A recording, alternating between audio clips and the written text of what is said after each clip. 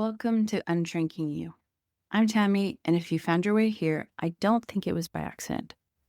This podcast exists for one reason, because somewhere along the way, a lot of us learned to make ourselves smaller.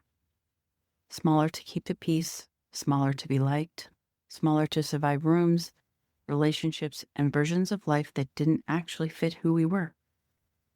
And we got so good at it that we forgot it was something we learned. We thought it was just who we were. UnShrinking You is about reversing that, not by becoming louder, but by becoming truer. And here's what makes this podcast different from everything else you might have listened to in the personal growth space. We're not going to just talk about mindset, but we're going to work with your body as well, because the body is where the shrinking actually lives. And until we address it there, we'll keep hitting the same ceiling no matter how much inner work we do. Today, I want to introduce you to the foundation of everything I'm going to be doing here, and that starts with understanding fascia. So what is fascia? Fascia is the connective tissue that wraps around every single structure in your body, every muscle, every bone, every nerve, every organ. It's one continuous web from the top of your head to the soles of your feet, with no beginning and no end. Think of it like the white membrane you see on a chicken breast when you peel back the skin, that thin, filmy layer underneath. That's fascia. Now imagine the same tissue wrapping everything inside you, all connected. For a long time, when medical students were dissecting bodies, they literally cut through the fascia to get to the muscles and organs.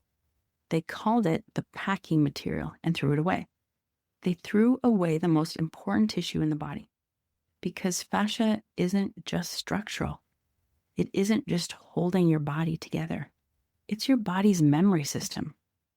Fascia responds to everything, every stress, every impact, every emotion, every pattern you've repeated over years and decades, and it adapts, it thickens, it crystallizes, it tightens, it shortens. It literally holds the shape of your experiences. I want to tell you when I really understood this because it changed everything for me. When I was in my fascia maneuvers training, we were looking at video that showed the fascia under a microscope. Now, going back to the idea of it being a web-like structure, the web changes, it moves, it attaches here, reattaches there, and then it shifts. This web isn't just a web, it is tubes. So inside these tubes is a gel-like substance that moves up and down the tubes as it attaches and reattaches and shifts. It was absolutely fascinating.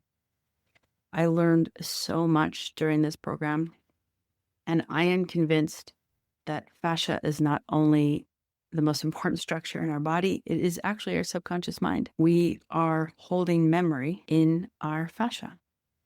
The memory of our traumas, our heartaches, our bumps, our bruises. We're storing everything in our fascia. I first was introduced to fascia sometime over COVID. I mean, COVID's a blur, right, for us all. And I got to the point where I was kind of obsessed. I think I am. Oh, I am obsessed with fascia. And anytime somebody in the house had a sneeze, an ache, a pain, something that they wanted to comment on about their body feeling a certain way, I'm like, oh, I have this thing. You got to try it. I would either show them or be sending links to Instagram on videos. Once I finally convinced my kids to do the sinus release, I mean, colds and sniffles don't stand a chance in our house, let me tell you. That's what really made them a believer. And having athletes in the house, I mean, you slowly find a way to creep it in as much as you can. And I'm getting to the point where the kids just understand that if they're going to talk about their body, I am going to be bringing up fascia. They get it. They've been brainwashed enough. So with all of this coming together and my background as a clinical hypnotherapist, they just merge so beautifully together. It really makes my work comprehensive with mind, body, and spirit. It wasn't just about doing therapy or mindset work or more journaling, which all of those things matter. But the missing piece I feel to my work was bringing in the body, that body work. It was always the body. Here's what I want you to understand about fascia and the shrinking pattern. When you experience something difficult, whether that's a traumatic event or just years of being told to be quieter, smaller, less, your nervous system responds, your body braces. Your shoulders round forward to protect your heart. Your chest collapses slightly to make you less visible. Your jaw tightens. Your hips grip. Your throat constricts. And if those responses happen often enough, fascia locks them in. It's not weakness. It's not a flaw. It's your body doing exactly what it was designed to do, protect you. But here's the problem. The threat passes. The situation changes. You do the inner work. Your mind moves forward. And your body, your fascia, is still braced for something that isn't happening anymore. This is why so many people tell me they've done years of personal development work. They understand their patterns. They have so much awareness. They've read all the books. They're in therapy. They're meditating. And they still feel like they're stuck in the same loops. It's because the body hasn't forgotten. It hasn't gotten the memo yet. It's time to move on.